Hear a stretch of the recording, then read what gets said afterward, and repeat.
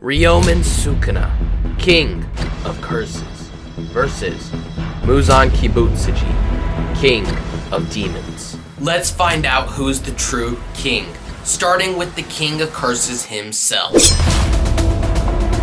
He was a fearsome sorcerer during the golden age of Jujutsu over 1,000 years ago. His power was so immense that he was revered as a demon and feared by both humans and curses alike. After his death, his body was so strong that it could not be completely destroyed, leading to his remains being preserved as cursed objects, with the remains themselves taking the form of 20 indestructible fingers, each containing a fragment of his immense power. In the modern era, Sukuna's fingers are sought after by both cursed spirits and Jujutsu sorcerers, because consuming these fingers allows the individual to harness Sukuna's power, making them incredibly powerful. Yuji Itadori, the main protagonist, consumes one of Sukuna's fingers to protect his friends, making him Sukuna's vessel. And well, from here, he decided to show the modern era his power.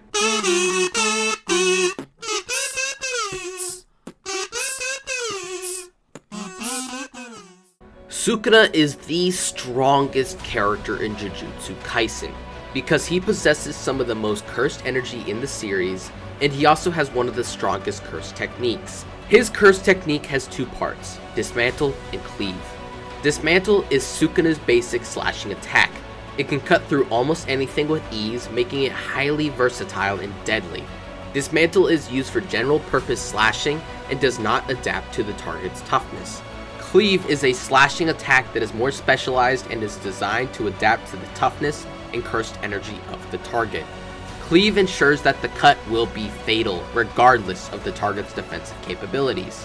Sukuna can also utilize the cleave technique in the shape of a spider's web by touching the ground, and since it's a variation of cleave, spiderweb adjusts itself to the surroundings' toughness, collapsing the ground in one fell swoop.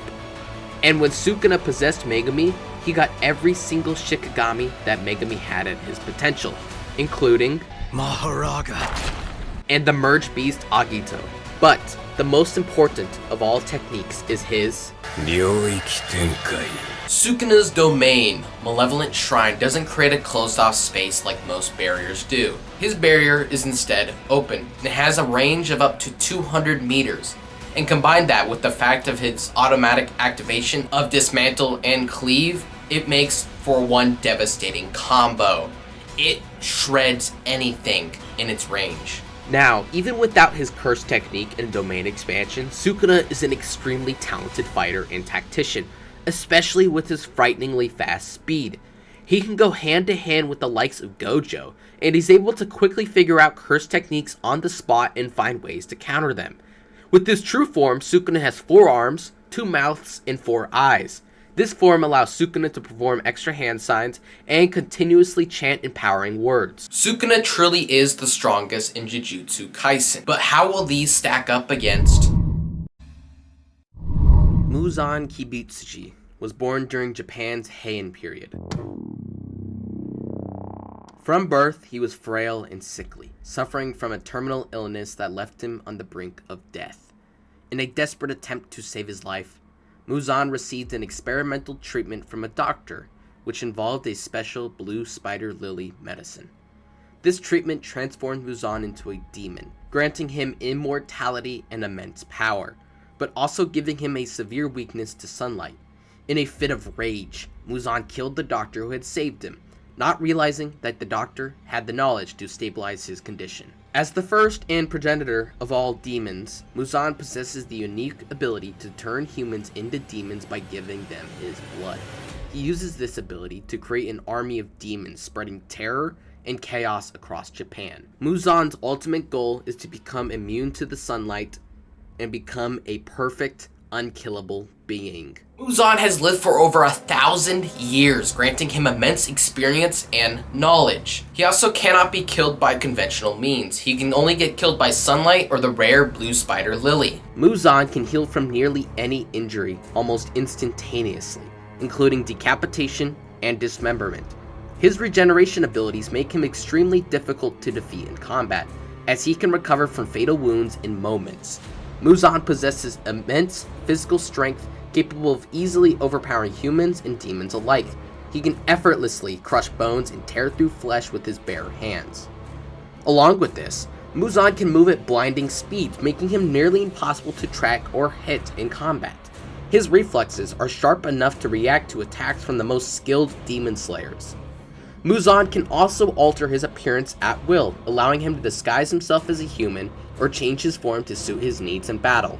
He can manipulate his body to grow extra limbs, extend his reach, and create weapon-like appendages. His blood can also be weaponized, as he can use it to poison others and manipulate them. And also, Muzan is highly intelligent and strategic, capable of planning complex schemes and outmaneuvering his enemies. He can anticipate his opponent's moves and adapt his strategies accordingly. Near the end of the manga, Muzan battles the combined forces of the Demon Slayer Corps in the Infinity Castle, showcasing his immense strength, speed, and regenerative abilities. He fights multiple Hashira and skilled Demon Slayers at the same time, holding his own against their combined might. In his final battle, Muzan transforms into a monstrous form and fights the remaining Demon Slayers, including Tanjiro Kamado and the Hashira. Despite being heavily outnumbered, Muzan demonstrates his extraordinary combat prowess and resilience. Even when exposed to sunlight, his supposed weakness, Muzan continues to fight, attempting to transfer his consciousness into Tanjiro to survive. Muzan will kill and kill until he completes his goal. 私は限りなく完璧に近い生物だ。分をわきまえろ。死ぬが。どんな人だ。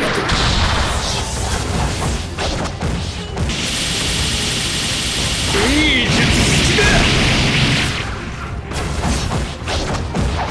病弱。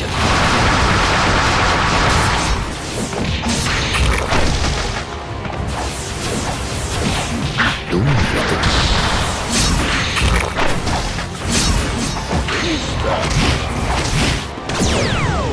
領域展開福間水す